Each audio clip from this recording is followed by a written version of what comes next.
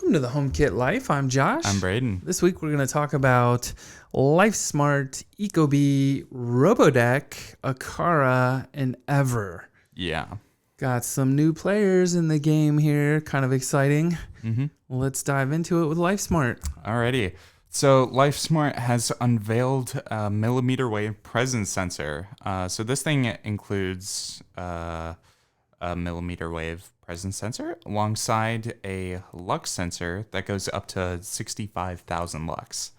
The surface of the sun. This thing is ceiling mounted, and it also is hardwired. It supports voltages from 100 to 240 volts. So basically everywhere electricity is. And this thing works over Zigbee 3.0. It is compatible with LifeSmart's Smart Station, or it can also be integrated into their DFED security system, which that is not HomeKit compatible, but it will support Matter when that is finally released. Yeah, that's kind of interesting. Mm-hmm. They have like a contact sensor, siren, motion sensor. Honestly, like I've never even looked at their stuff before. This is all new looking stuff to me. Mm-hmm. I think it's interesting that it's hardwired. I assume like it probably takes a lot to run the millimeter wave. It's essentially like a 5G chip, right? Yeah. So yeah, I don't know. Like I feel like it would be quite a bit for installation to like get up there in our ceiling and like hack out some new power path for it, but I could see this being interesting. Yeah. Especially like depending on if I don't need your, I wonder if you're going to need the like centralized hub for their security system. That'll be kind of interesting when Matter comes out. Like if you don't need any kind of hub, I could see this being kind of a cool thing to install. Yeah. Speaking of radar technology, we had kind of like this interesting turn of events. Ecobee, there was like a new Ecobee product leaked out and there were pictures of it and like not a ton of info. And then all of a sudden it was like, oh, just kidding. Like, here's the product. Yeah. So I don't know if you remember, like Generac bought Ecobee a couple, like 8 months ago or something. Mm-hmm. And I'm assuming this has probably been in the works for a while, but this is a nice looking new thermostat. Essentially, I think it's like upping the game to compete kind of with like the higher end Nest devices. So I definitely think this is going to be like the gold standard in the HomeKit ecosystem. And it's interesting timing too, right? With Matter coming out, I think it's going to be easier for you to add Nest to your Apple Home. So probably a good time to like push something out that has a little more polish on it. Mm-hmm. It's got a 50% larger display. I think most of that is coming in the width. It looks like it's way wider. So you're pushing closer to the edges of the actual bezels now. I don't, if you haven't seen it, like I feel like the current one is almost like a tall rectangle, the actual screen, and like it's a lot of bezel there at least on the Ecobee 3 Lite. They have also revamped the UI, which I like the look of it. And they've added some kind of radar technology. They didn't specifically say like millimeter wave or what it is, but they've said the word radar technology for presence detection. So definitely upping the game there. It also has VOC and carbon dioxide detection sensors in it. So I really think that they are bringing the heat here with this one, especially at the price of $249.99. Like I feel like that's coming down off maybe what their previous high was. I'd have to go look, but the Ecobee 4 I feel was more expensive than this. This one still acts as like if you have a HomePod Mini, it'll act as like a Siri like extra endpoint. So you can give it like HomeKit commands and it'll respond to, hey, Siri. And yeah, I don't know. This is like, it's kind of fun, and I think it looks really nice. And it also acts as a speaker, which is weird. Yes. So you could Spotify Connect stream to it, or use Amazon Music to stream to it. Or you could have it stream to a Bluetooth speaker, which is even weirder. Yeah. I have a phone that can do that. I don't know why I need my thermostat to do that. Kind of interesting. Yeah. I've got to imagine the speaker's not that great on it, but hey, I guess if you want one more target for playing music, that's an option. Yeah. We did notice on it is a different mount pattern, and people on the HomeKit subreddit are saying it's like 1 to 2 centimeters off from the other mounting pattern, which I thought was an odd choice. Mm-hmm. I feel like you could have done something there to make it the same or similar. I don't know. Maybe they're just thinking like people aren't going to be upgrading, but I could see us like giving this a try in like our main area, where it's like there are a lot more people around, and you know, I want better occupancy detection there. So yeah, air quality sensors. Yeah. Definitely has a much more premium finish to it. For sure. I'm assuming that metal is like aluminum or something. Yeah. Alrighty. RoboDeck. This one just kind of came out of left field. This is essentially like a robot vacuum type situation for deck maintenance and staining. So this will clean and stain your deck. It comes with a water-based stain, which they're trying to sell for $20 a month as a subscription, which seems like way too much for the average consumer, considering you should only stain your deck once or twice a year. But they can also be purchased individually for $35. It should also be noted that this is coming from a crowdfunding campaign, so little hesitation there on whether or not this is like a legit thing, but I mean, it seems interesting. Not that interesting to me. I mean, I could see like if you were offering a lawnmower, like crowdfunded, that one makes way more sense to me. Like this is a one-time use thing. Like let's say you even use this once a year. What's this thing cost? Like the initial cost is gonna be up there.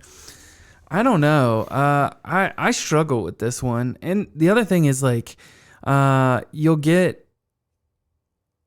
Amazon Alexa and Google Assistant integration. They're claiming they're going to have HomeKit integration, but like, how's that going to work? We don't even have robot vacuum support in the HomeKit yet. Like maybe that will come with Matter. Maybe it'll come with iOS 16, but like, I just don't think you're going to get robot deck. Like maybe they'll expose it as a vacuum and you could control it that way, but like it's weird. This is like a once a year use thing for me. Like I'm not gonna buy an automated device to do this. I could see selling this to like someone who builds decks and like they want to just stain it and like they pop a cartridge in while they're finishing up other pieces of the outdoor decking or something. Like that could be interesting, but it feels like such a small market. Yeah. Interesting. I don't know. Aqara launches their D100. It's an international door lock. So we've talked, I think, before about the N100 and the A100. Those have handles and whatnot. This is a Mortise style door lock, right? So it's very tall. It's got multiple. This one has 3 bolts. It's got 2 kind of latches on the top and bottom. But the cool thing is it's got like fingerprint detection and it's got codes you can put in. It also supports HomeKey. So you get like all the options in this Ecobee door lock. And the fingerprint detection also says it has a liveness detection, whatever that means. It's got like heartbeat or temperature sensor. I don't know. Doesn't really go into it. But I think it's kind of cool because it has no handle, right? So the lock itself is a handle that you can use to kind of like close the door, push it open. But there's no actual like turn handle. It just unlocks and then you can push it. So that's pretty cool. Yeah. I guess if you coupled that with like probably like an auto door closer, I could see this being a super handy device. But you know, it's not like Mortise style isn't a popular style in the US for residential homes. So it's not really something that you would see here, like maybe in condos or something. They have stuff like this, but it's not very often you see that around here. But Zigbee 3, Aqara, like you can't really go wrong. HomeKey support, pretty cool. Yeah. Alrighty. So Evvr has released a split design relay switch. So this is a thing that you install to retrofit a normal dumb switch to turn it into a smart switch. So it's 2 parts. You have the relay and then you have the smart switch subassembly. And so the relay goes where the light fixture is, and then the smart switch goes into the light switch box. Yeah. And the HomeKit version is Wi-Fi. Yes. Probably worth stating. Yes. But they do also offer a Zigbee and Z-Wave version, so you can get the Z-Wave gateway and expose it that way to HomeKit, which seems like a much better option than Wi-Fi. So if you got the Zigbee, you'd have to get their hub, and their hub I don't think works with HomeKit at the moment. So the question is like, would it work with Matter? I wouldn't think so. Like maybe they'll make the Zigbee hub Matter compliant. I'd probably go the Z-Wave version myself and just get the gateway, because like with Zigbee you can only expose the devices that are like in your kind of like Zigbee area, right? So like when we get the Hue hub, we only see the Hue bulbs, even though we have like a whole Zigbee network here with Aqara and stuff. We don't see the Aqara stuff through the Hue hub. But with Z-Wave, everything has to go through a certification process. So like all Z-Wave devices just automatically get added from the Z-Wave gateway into HomeKit. So if you use Thinka, that would be kind of interesting. And for us, like, I think we're at like 70-ish devices on our Wi-Fi. So I would probably push towards Z-Wave or Zigbee just to keep things off our normal, like I want to try to reserve that Wi-Fi airspace for humans that are like interacting with the internet type of thing, not automated devices. So right, yeah, kind of interesting, kind of fun. I don't know, I also question, like, at least in our house we have a lot of like shallow boxes where the lights are, or like if we have a lot of can lights too. So assuming you installed it in line in the can lights, you'd have to put a new box up in the ceiling. Or if you tried to like mount it up in the light box itself, like you'd have to make sure that it's kind of deep enough. I think that's why they split it into 2 pieces, is so the sub-assembly is like super small and easy to put in your light switch box, which can get pretty crowded with wires. But I don't know that you're necessarily solving the problem if I can't fit it in the light box as well. Right. So yeah, kind of interesting. Another thing, touching on the Wi-Fi, from my experience, Wi-Fi HomeKit devices just aren't that great to begin with, just like in general. Like, I don't know. Wi-Fi is kind of lacking in my opinion. It depends on the device. Like we had trouble with the Meros garage door opener at first, and then they've released updates, and like since they updated it, it's been great. So I think the Wi-Fi chip was fine. I think it was just like the firmware had to be updated to kind of like optimize the Wi-Fi. Whereas like we've got the Onvis out there, we had nothing but trouble with that one. It's gotten a little bit better. We did some optimization, and it was like connecting to the wrong Wi-Fi access point, and we hard coded it to like only be able to connect to the one here in the basement, but it's still like a little slow and a little laggy, and like we have 3 of them, and you know we'll say turn them all on, and like 2 will come on, and then 1 will come on later. So I would agree with that. Also, sometimes like I just with the Hunter fans, like those don't work correctly with Wi-Fi.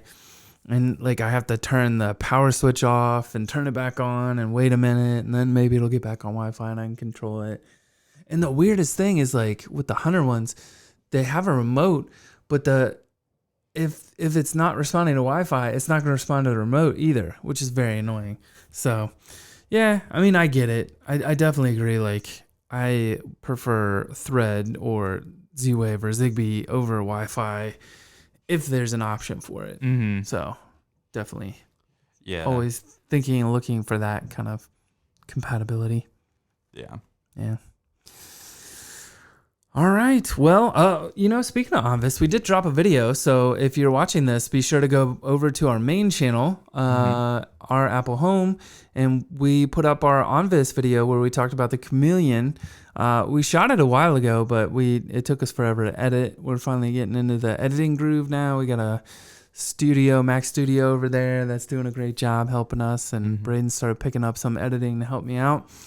But yeah, be sure to check that out. Maybe we'll put that link in the show notes below. But appreciate you watching or listening. If you haven't already, be sure to hit that subscribe button, or if you're on a podcast platform, be sure to hit subscribe there as well, so they know you want to get all our latest news and content we put out. And we will see you. Oh, I guess we'll be off for 2 weeks. So we're going on vacation, and we will be out of the studio area.